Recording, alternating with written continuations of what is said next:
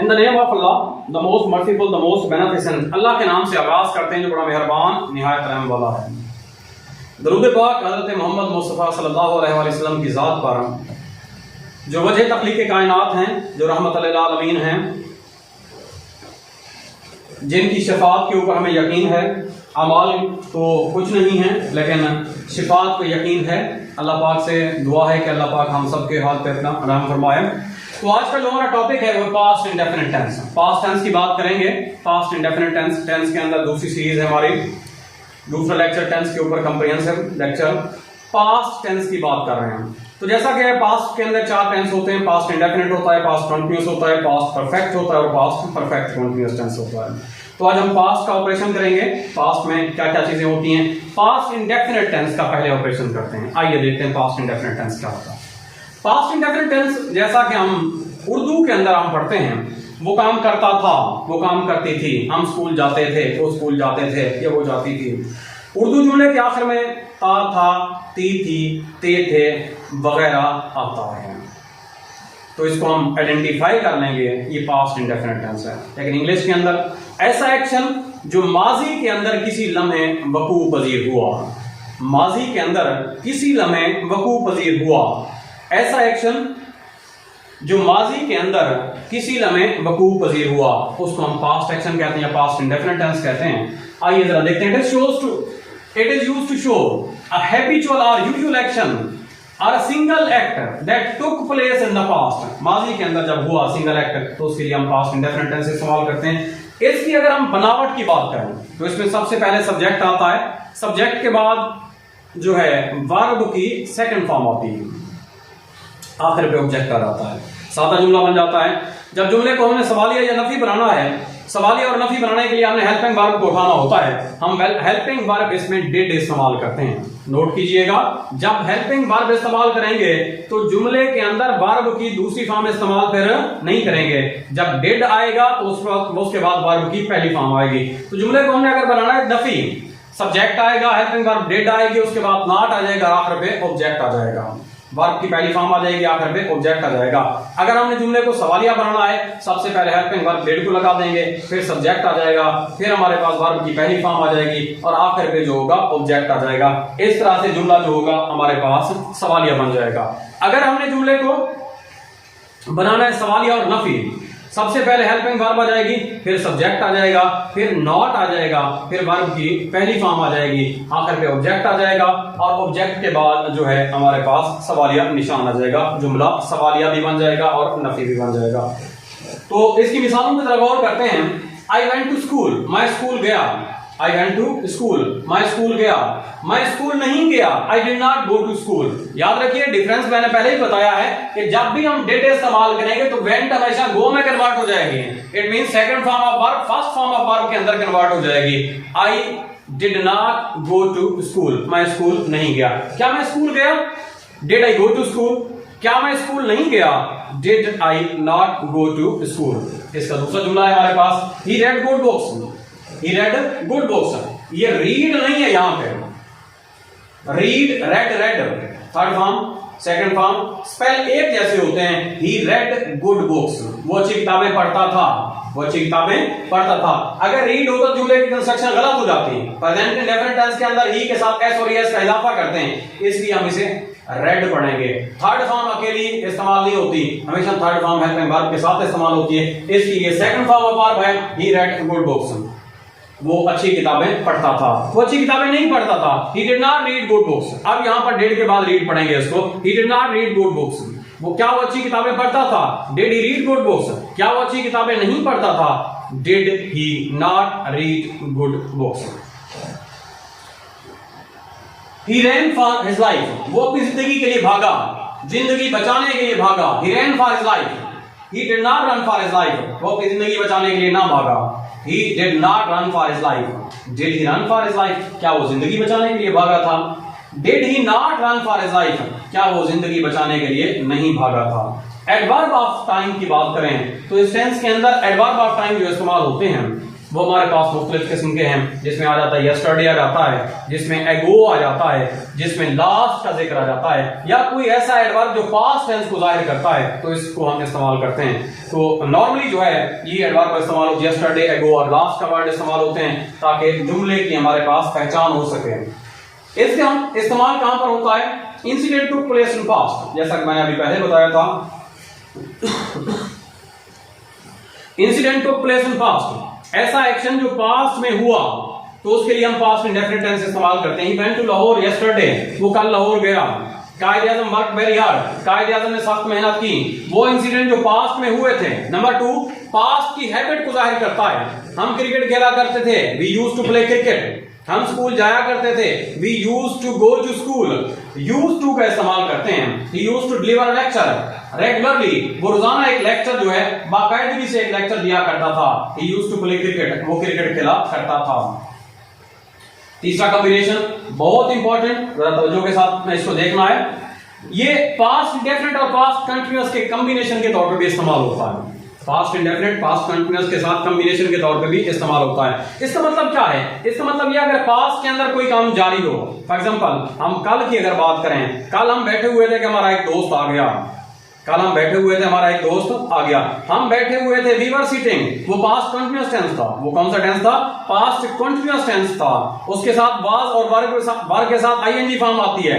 हमारे दोस्त का आना, there is interruption of time line. माजी का एक्शन जारी था, माजी के एक्शन के दौरान एक एक्शन हुआ, एक एक्शन जारी था। टाइम लाइन को अगर हम चेक करें, एक एक्शन टाइम लाइन के अंदर जारी था, दूसरा एक्शन ऊपर से हुआ। वो जो जारी एक्शन था उसको हम पास्ट कंटीन्यूअस टेंस कहते हैं, और जो एक्शन टुक प्लेस हुआ उसको हम पास्ट इंडेफिनिट टेंस कहते हैं। यही कॉम्बिनेशन होता है। आइए देखते हैं इसमें क्या है। It is used as a combination with the past continuous tense. ये माजी के टेंस के साथ, माजी जारी के टेंस के साथ कॉम्बिनेशन के तौर पर इस्तेमाल होता है। If one action was continue in past and other happened, एक जारी रहा दूसरा हुआ, during that time the continue action will be past continuous. वो जो एक्शन जारी था वो पास्ट कंटीन्यूअस होगा। And the one took place, वो जो हुआ उस टाइम पे, during that time will be past indefinite tense, उसको हम पास्ट इंडेफिनिट टेंस कहेंगे। He was playing the piano when I slept. He was playing the piano, वो पियानो बजा रहा था, मुझे नींद आ गई।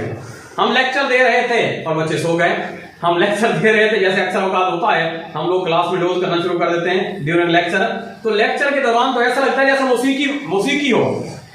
तो वो एक्शन जो माजी में जारी हो और उसके दौरान अगर कोई एक्शन हुआ हो उसको हम past. He was playing the piano, ये जारी था। व्हेन आई स्लेप्ट, जब मैं सो गया। आई स्लेप्ट, ये पास्ट इंडेफिनिट हुआ। शी वाज डांसिंग, वो नाच रही थी। व्हेन आई एंटर्ड होम, जब मैं घर पहुंचा। The farmer were ploughing the field, farmer जो थे, किसान जो थे, खेतों में हल चला रहे थे। व्हेन इट स्टार्टेड रेनिंग, जब बारिश शुरू हो गई। तो इस तरह से हमें पता चल गया कि पास्ट इंडेफिनिट और पास्ट कंटीन्यूअस का कॉम्बिनेशन क्या था। ये बच्चों के पेपर में हमेशा इसमें से एक जुमला आता है और एक जुमला इस कॉम्बिनेशन के अंदर भी आता है। इसका जो अगला इस्तेमाल है, ये बल्कि दो मिसालें और भी हैं। I was having bath when the telephone wrong, मैं नहा रहा था जब टेलीफोन की घंटी बजी। The bus started while I was boarding it, I was boarding it past continuous tense है। The bus started past indefinite tense हो गया। Number 4, it is used as a combination with the past perfect. ये past perfect के combination के साथ भी इस्तेमाल होता है। इसको भी जरा समझने की जरूरत है। अगर माजी के अंदर दो एक्शन हुए हों, फॉर एग्जांपल हम एक जुमला बोलते हैं, जब मैं घर पहुंचा तो मां खाना बना चुकी थी। जब मैं घर पहुंचा तो मां खाना बना चुकी थी। दो एक्शन हुए, दोनों पास्ट के अंदर हुए। नंबर 1 मेरा घर पहुंचना, नंबर 2 मां का खाना बनाना। तो वो एक्शन जो पहले हुआ है वो पास्ट परफेक्ट होगा और जो बाद में हुआ है वो पास्ट इंडेफिनिट होगा। जो पहले वाला एक्शन है वो पास्ट परफेक्ट होगा, जो बाद में हुआ है वो पास्ट इंडेफिनिट। मेरा घर में पहुंचना बाद में हुआ, पहले मां ने खाना बनाया, उसके साथ हम पास्ट परफेक्ट टेंस इस्तेमाल करेंगे। और जब मैं पहुंचा इसके साथ हम पास्ट इंडेफिनिट टेंस का इस्तेमाल करेंगे। आइए देखते हैं इसमें क्या कहता है। It is used as a combination with the past perfect tense. Past perfect tense के साथ कॉम्बिनेशन में इस्तेमाल होता है। If two action took place in past, the action that took place before will be past perfect tense. वो action जो पहले हुआ होगा पास्ट परफेक्ट होगा। And the latter will be past indefinite, बाद में होने वाला past indefinite. After you had left, जब तुम चले गए, तुम्हारा जाना पहले हुआ। After you had left, I went to sleep, मैं बाद में सो रहा हूं। After you had left I went to sleep, जब आप चले गए उसके बाद मैं सो गया। They took their breakfast after they had washed their hands, उन्होंने जब हाथ धोए, हाथ धोने के बाद उन्होंने अपना ब्रेकफास्ट किया। हाथ धोने से पहले तो नहीं करते ब्रेकफास्ट, करते हैं ब्रेकफास्ट हाथ धोने के बाद। दे टुक देयर ब्रेकफास्ट, उन्होंने नाश्ता किया। After they had washed their hands, जब उन्होंने क्या किया, अपने हाथ धो लिए। I asked her what places she had visited, आपकी कोई दोस्त या आपका कोई दोस्त गया था सैर करने के लिए मरी के अंदर, जब वो वापस पहुंचे तो आपने उससे पूछा I asked her what places she had visited, पहले वो सैर करके आया, बाद में आपने पूछा। पहले वो एक्शन हुआ वो पास्ट परफेक्ट है, जब बाद में आपने पूछा वो पास्ट इंडेफिनिट टेंस है। तो इसके साथ हम वोकैबुलरी कर रहे थे थोड़ी सी। Ability, having ability to do something, किसी चीज को करना। एप्टीट्यूड कहते हैं, पावर कहते हैं, स्किल कहते हैं, कॉम्पिटेंसी कहते हैं सिनोनिम में। एंटोनिम की अगर बात करें, इम्पोटेंस, इनकॉम्पिटेंस, वीकनेस कहते हैं। Abject, something that is very bad, कोई चीज जो बुरी हालत के अंदर होती है। Miserable, worthless, mean, wretched. Pomposity, snobbery, defiance. तो ये हमारे पास पास्ट इंडेफिनिट टेंस था, उसकी वोकैबुलरी थी। आगे हम चलते हैं पास्ट कॉन्टिन्यूअस टेंस के अंदर। पास्ट कॉन्टिन्यूअस टेंस, जैसा कि नाम से जारी है, नाम से पता चलता है, पास्ट के अंदर continue action. The action that was taking place in past, माजी के अंदर किसी लम्हे जारी था, वो एक्शन जो माजी में जारी था। उर्दू के अंदर हम इसकी पहचान की बात करें तो उर्दू जुमले के आखिर में रहा था, रही थी, रहे थे वगैरह आते हैं, इसमें टाइम का जिक्र नहीं होता, याद रखिएगा। इंग्लिश की अगर बात करें, it is used to show an action going on at a certain point in past, माजी के अंदर किसी लम्हे ये एक्शन क्या था, जारी था, उस एक्शन को जारी करने के लिए इस्तेमाल होता है। इसकी अगर हम बनावट की बात करें, बनावट की बात करें तो सबसे पहले सब्जेक्ट लगाते हैं, सब्जेक्ट के बाद हेल्पिंग वर्ब आती है, वाज और वर होती है हेल्पिंग वर्ब, उसके बाद आईएनजी फॉर्म आती है और आखिर पे ऑब्जेक्ट आ जाता है। जुमले को अगर हमने सवालिया बनाना है, हेल्पिंग वर्ब को टारगेट करके स्टार्ट में लिख देंगे, जुमला सवालिया बन जाएगा। और अगर हमने नफी बनाना है, जैसा कि स्ट्रक्चर में लिखा हुआ है, हेल्पिंग वर्ब को दरमियान में रहने देंगे और उसके बाद नॉट लगा देंगे, जुमला नफी बन जाएगा। सवालिया और नफी बनाना है, हेल्पिंग वर्ब को स्टार्ट में लिख देंगे और सब्जेक्ट के बाद नॉट वर्ब से पहले लगा देंगे और आखिर पे सवालिया निशान आ जाएगा। इस तरह से हमारा जुमला जो होगा सवालिया और नफी बन जाएगा। वर्ब और सब्जेक्ट की एग्रीमेंट की बात करें तो सब्जेक्ट और वर्ब क्योंकि बाद वाज और बात दोनों इस्तेमाल होती हैं, वाज कहां इस्तेमाल होगी, वर्ब सिंगुलर सब्जेक्ट होगा, अकेला सब्जेक्ट होगा, आई है, वी है, ही है, शी है, इट है, इसके तहत हमेशा वाज इस्तेमाल करते हैं। प्लूरल सब्जेक्ट हो गया ऐसा सब्जेक्ट जो जमा को जाहिर करता है, दे हो गया, वी हो गया, यू हो गया, तो उसके साथ हम वर इस्तेमाल करते हैं। He, she, it, any singular name was आता है, दे, यू वगैरह इनके साथ हमारे पास वर आता है। मिसालों को देखते हैं जरा। I was going to school, मैं स्कूल जा रहा था, सादा जुमला है। I was not going to school, मैं स्कूल नहीं जा रहा था, नफी जुमला हो गया। Was I going to school, क्या मैं स्कूल जा रहा था। Was I not going to school, क्या मैं स्कूल नहीं जा रहा था। The boy was solving the sum, लड़का सवालात हल कर रहा था। The boy was not solving the sum, लड़का सवालात हल नहीं कर रहा था। Was the boy solving the sum, क्या लड़का सवालात हल कर रहा था। Was the boy not solving the sum, क्या लड़का सवालात हल नहीं कर रहा था। He was running fast, वो तेज दौड़ रहा था, वो तेज दौड़ रहा था। He was not running fast, वो तेज नहीं दौड़ रहा था। Was he running fast, क्या वो तेज दौड़ रहा था। Was he not running fast, क्या वो तेज नहीं दौड़ रहा था। आइए इसके यूज की तरफ बात करते हैं।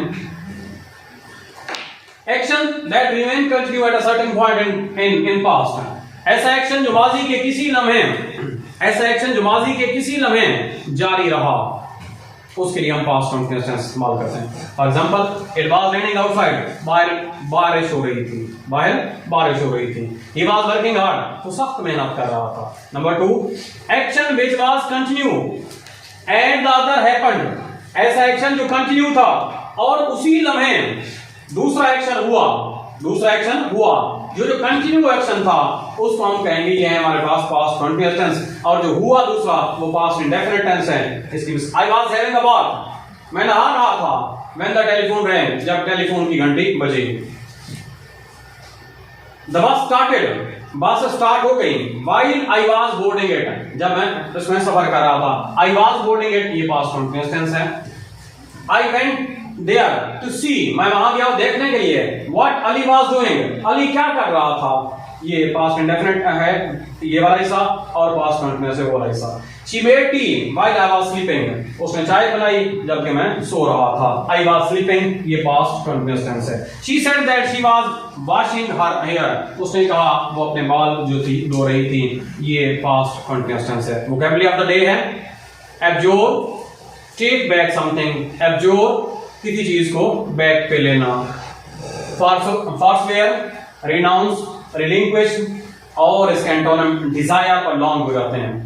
abnormal something unusual, पागल, aberrant, eccentric कपटी, insane पागल, sanity बहुत ही अक्लमंद, lucidity, rationality। तो ये वर्ड्स हैं जो अपना वर्ड्स ऑफ द डे हैं, वोकैबुलरी ऑफ द डे हैं।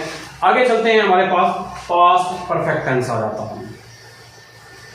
दोस्तों पास्ट परफेक्ट टेंस को हम कहते हैं फेल माजी मुकम्मल, फेल माजी मुकम्मल। ये एक ऐसा फेल अपना टेंस है जो उन एक्शन को जाहिर करता है जो माजी में किसी लम्हे स्टार्ट हुए और किसी लम्हे आके खत्म हो गए। माजी के अंदर एक्शन किसी वक्त शुरू हुए थे और उसी किसी वक्त के अंदर आके खत्म हो गए। इसमें उर्दू जुमलों के अंदर हम इस्तेमाल करते हैं चुका था, चुके थे, चुकी थी वगैरह आता है। और इसमें अगर अंग्रेजी की बनावट की बात करें, सबसे पहले सब्जेक्ट आता है, सब्जेक्ट के बाद हेड आता है, हेड के बाद वर्ब की थर्ड फॉर्म आकर के ऑब्जेक्ट आ जाता है। इसको हम देखते हैं कहां इस्तेमाल होता है। Past perfect tense, it is used to show action completed at some point in the past. Past के अंदर किसी लम्हे मुकम्मल हुआ। Normally it refers for the action took place before a certain point in time।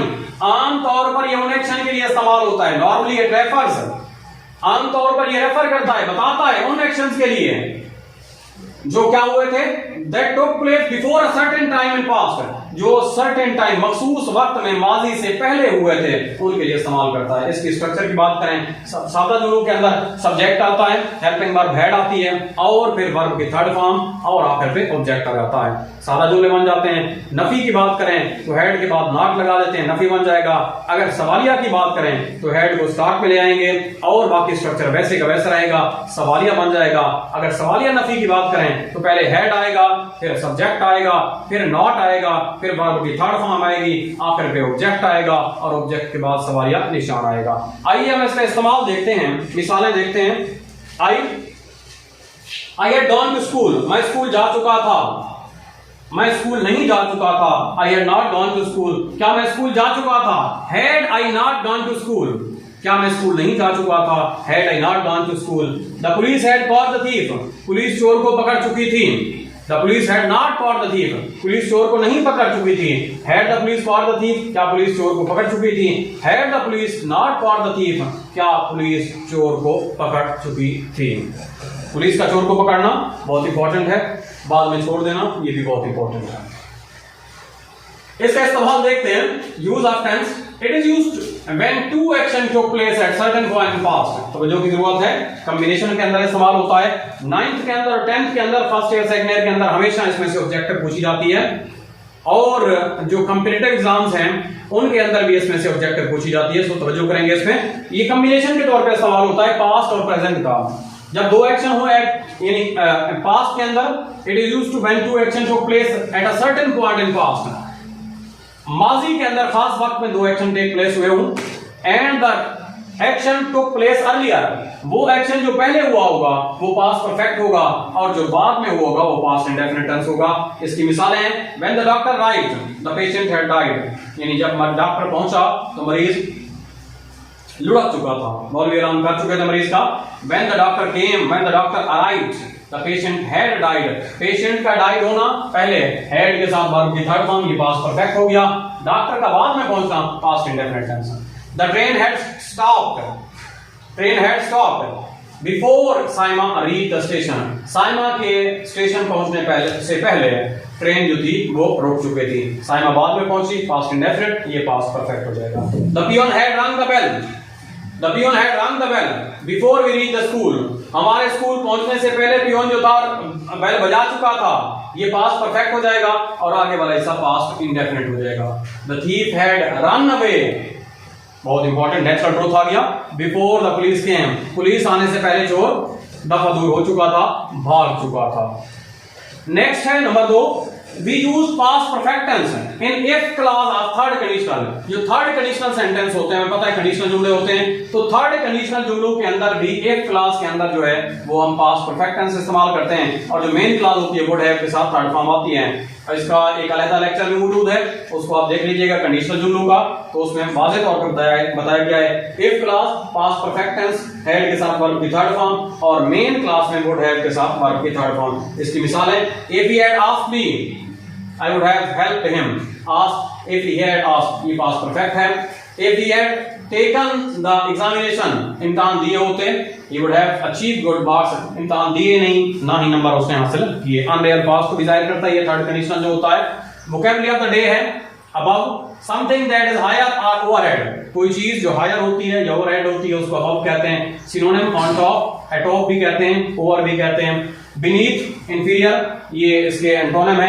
Absent, someone missing या something missing, lacking, not present, present, alert, attentive, ये अपना vocabulary हो गई। उसके बाद नेक्स्ट जो हमारे पास है पास्ट का लास्ट लेक्चर हमारे पास है past perfect continuous tense. Past perfect continuous tense जैसा कि नाम से जाहिर होता है, पास्ट भी है, परफेक्ट भी है और कंटीन्यूअस भी है, माजी भी है, मुकम्मल भी है और जारी भी है। कहाँ इस्तेमाल होता है? वो एक्शन जो माजी में किसी समय स्टार्ट हुए और कुछ अरसा चलते रहे और बाद में एंड हो गए। माजी में कुछ लम्हा पहले स्टार्ट हुए, कुछ अरसा चलते रहे और फिर उसके बाद एंड हो गए। इनके लिए हम पास्ट परफेक्ट कंटीन्यूअस टेंस इस्तेमाल करते हैं। ता रहा था, ती रही थी, ते रहे थे। उर्दू जुमले के आखिर में ता रहा था, वो काम करता रहा था, हम काम करते रहे थे, हम काम कर रहे थे। इसके अंदर वक्त का एडिशन करते हैं, वक्त लाजमी लगाते हैं। It is used to show an action which had been going on for some time, जो कुछ वक्त के लिए जारी रहा, एंड फिनिश्ड और खत्म हो गया, at some definite time in the past, past में किसी मखसूस वक्त पर। इसकी अगर हम बनावट की बात करें तो सबसे पहले सब्जेक्ट आता है, फिर हेड के साथ बीन आती है और वर्ब की आईएनजी फॉर्म आती है, और आखिर पे ऑब्जेक्ट आता है। ऑब्जेक्ट के बाद सेंस और फॉर और टाइम आ जाता है। सवालिया बनाना होगा, हेड को हम स्टार्ट में लगा देंगे, जुमला सवालिया बन जाएगा। नफी बनाना होगा, हेड के बाद वर्ब की थर्ड फॉर्म लगा देंगे और हेड के बाद नॉट लगा देंगे और फिर वर्ब की थर्ड फॉर्म आ जाएगी, जुमला नफी बन जाएगा। सवालिया और नफी अगर हमने बनाना है, सवालिया और नफी, शुरू में हेल्पिंग वर्ब हेड आ जाएगी, सब्जेक्ट के बाद नॉट आ जाएगा, फिर बीन आ जाएगी, फिर उसके बाद बाकी जो है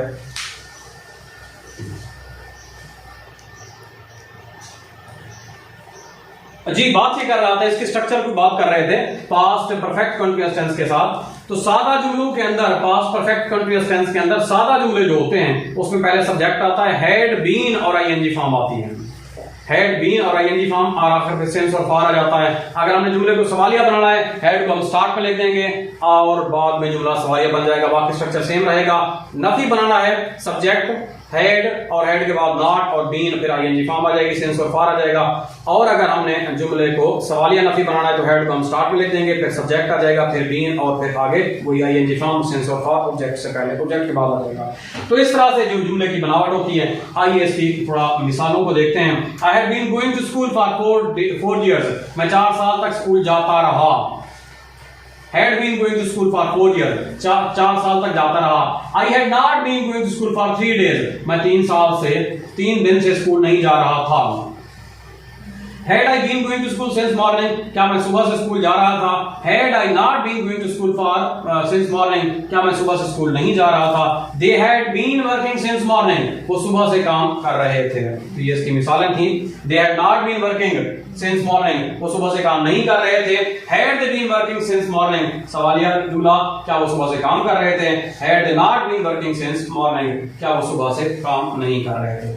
इसमें सेंस और फॉर का इस्तेमाल होता है। सेंस और फॉर का इस्तेमाल इसी तरह से होता है जैसे मैंने पहले भी बताया है। सेंस जो होता है पॉइंट ऑफ टाइम के लिए इस्तेमाल होता है और फॉर जो होता है वो पीरियड ऑफ टाइम के लिए। वक्त का लम्हा सेंस इस्तेमाल करेंगे, सुबह से दोपहर से 2 बजे से, वक्त की ड्यूरेशन, वक्त की मुद्दत, उसके लिए हम क्या इस्तेमाल करेंगे? हम फॉर इस्तेमाल करेंगे। इसका जो यूज है उसको हम देखते हैं। It is used to show an action start before certain time in past, past में किसी खास वक्त से पहले कोई काम जारी था। When I joined the college, जब मैंने कॉलेज ज्वाइन किया, mister Maqsood had been teaching there for 3 years, 3 साल से मकसूद साहब वहां पढ़ा रहे थे। मैंने जब कॉलेज जारी किया एक एक्शन हुआ, यानी किसी खास पॉइंट से पहले कोई एक्शन जारी था। Mister Maqsood had been teaching there for 3 year, तो 3 साल से पढ़ा रहे थे। व्हेन आई रीच देयर, जब मैं वहां पहुंचा, my friend had been waiting there since 2 PM, मेरा दोस्त जो था वो 2 बजे से क्या कर रहा था, इंतजार कर रहा था। वोकैबुलरी ऑफ द डे है, आइए इसको देखते हैं। Vocabulary of the day, abolish खत्म करना, डिस्ट्रॉय समथिंग, अनल करना, एब्रोगेट करना। लॉ के लिए लीगल टर्म एब्रोगेट थी, आजकल ज्यादातर इस्तेमाल हो रही है abrogation of law, legal term abrogation of constitution. Retain बरकरार रहना, कंटिन्यू करना। Absolve, absolve declare, declare free from blame, ये एब्सॉल्व वो रिहा हो गया, अदालत से बरी हो गया, बाइज्जत बरी होना कहते हैं इसको। वैसे बाइज्जत बरी तो नहीं होता, क्योंकि इज्जत तो उसी वक्त चली जाती है जब अदालत के अंदर वो बंदा जाता है या पुलिस उसको पकड़ती है। लेकिन पुलिस के पकड़ने के बाद, तफ्तीश होने के बाद, सब कुछ होने के बाद, 5-10 साल मुकदमा लड़ने के बाद बंदा बाइज्जत बरी हो जाता है। बहुत ही कमाल का कानून है हमारा। इक्वेट करना, शराइब करना, एग्जाम्प्ट करना, रेप्रीहेंड या डिनाउंस करना। तो ये हमारे पास पास्ट परफेक्ट कंटीन्यूअस टेंस था। तो पास्ट का टेंस मुकम्मल हो चुका है। आई होप सो आपको समझ में आ चुका होगा। अगर नहीं आया, इस लेक्चर को दोबारा देखिए, समझिए, खुद भी समझिए, छोटे बहन भाइयों को समझाइए, उनको दिखाइए और खुद भी तरक्की कीजिए, हमारा पाकिस्तान भी तरक्की करे। अल्लाह हाफ़िज़।